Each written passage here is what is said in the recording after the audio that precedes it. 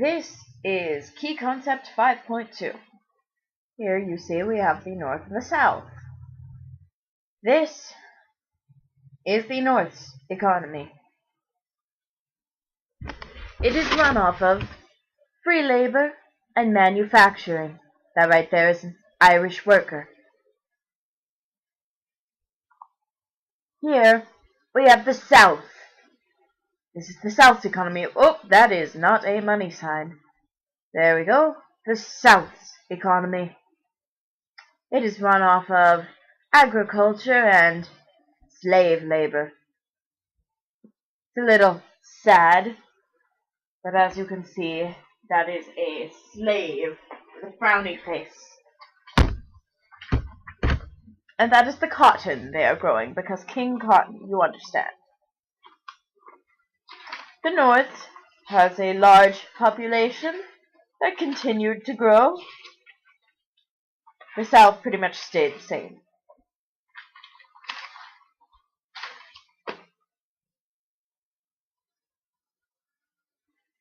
I'm just going to draw this real quick and then I will explain further.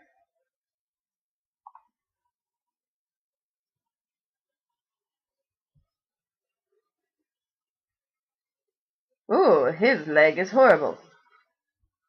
Maybe he's a snake person. Okay, this is the population of the North. These are abolitionists. Not all of them, because abolitionists did not make up the entire population. They were the minority, not the majority. The abolitionists were the minority, but they made themselves heard. Many spoke their views through fierce arguments, as displayed by this one saying, "Hear my argument."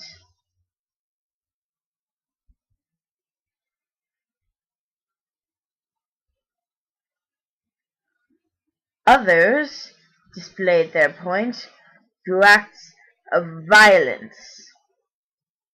Remember, children, violence is never the answer, unless you're an abolitionist. Or John Brown, who, as you know, invaded the United States Armory. "Free the slaves, or I'll punch you," this abolitionist said. He's angry, as you can tell from the eyebrows. Other things abolitionists wanted was not just for slaves to be freed in general. They wanted them sent back to Africa. They did not like them being in America. Oh, this one wants his leg fixed. Hold on. There we go. But they did not like the Africans being in America. They wanted them back in Africa. They didn't think anyone was happy in this situation.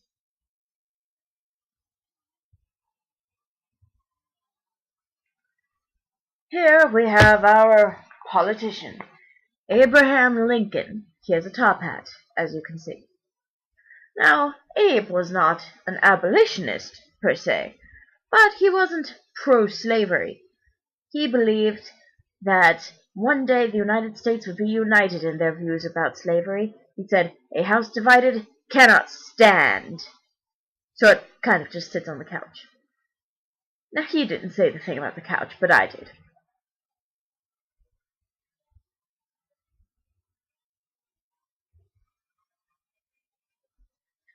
Now, the South. The Southern states, they did not agree with Abraham Lincoln. He was not their prime candidate. They were Democrats. He was a Republican. He did not like slavery. They did. So they said, "No!" And the Southern states nullified several laws involving slavery.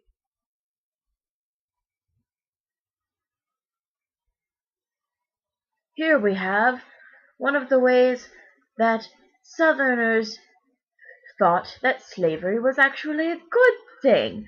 They used their racist points of views and the racial stereotypes to say that the slaves were better off with them than they would be free. So they believed that slavery was indeed good. However, not everyone agreed with that statement, particularly the slaves themselves.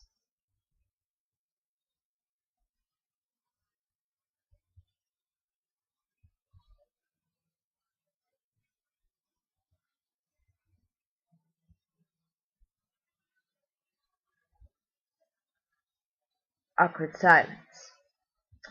There we go. Here we have our national leaders. Now, Abraham wasn't actually president at the time, but he's the only politician I knew how to draw.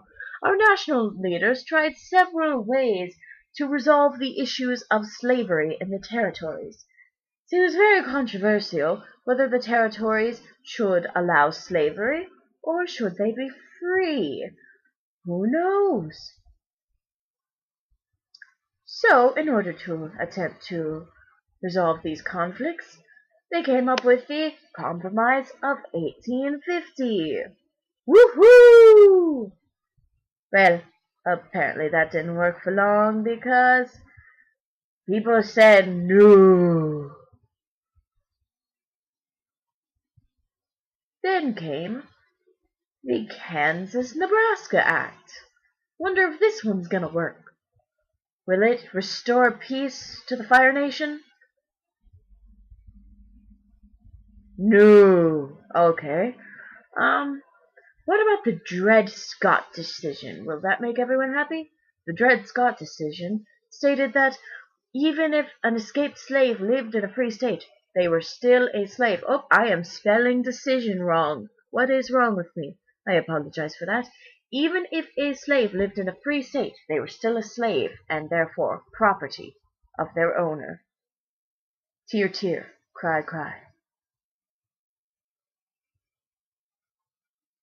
Some people said, meh, this is pretty good.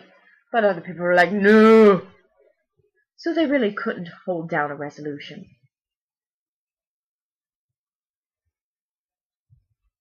Here we come to the election of 1860. We've got our little Abe Lincoln. There's his top hat. Gotta have that top hat for our Abe. He was elected in 1860. The election of 1860, actually. He was elected on a free soil platform, which the Southerners did not agree with. Not only did they dislike the fact that he was elected in the first place, but they also disliked the free soil platform.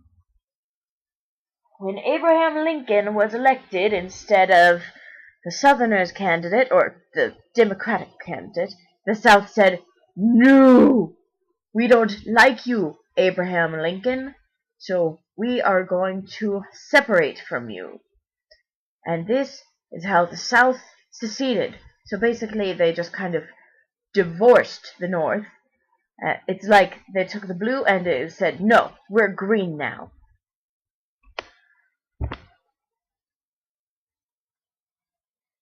So here we have our South and our North, which are now going to become two separate entities. The South being the Confederate States of America, or the Confederacy, and the North being the United States of America, or the Union. And here is some awkward pause where I kept the video recording for too long and I don't know how to cut it anymore. So just look at that pretty wibbly whiteboard.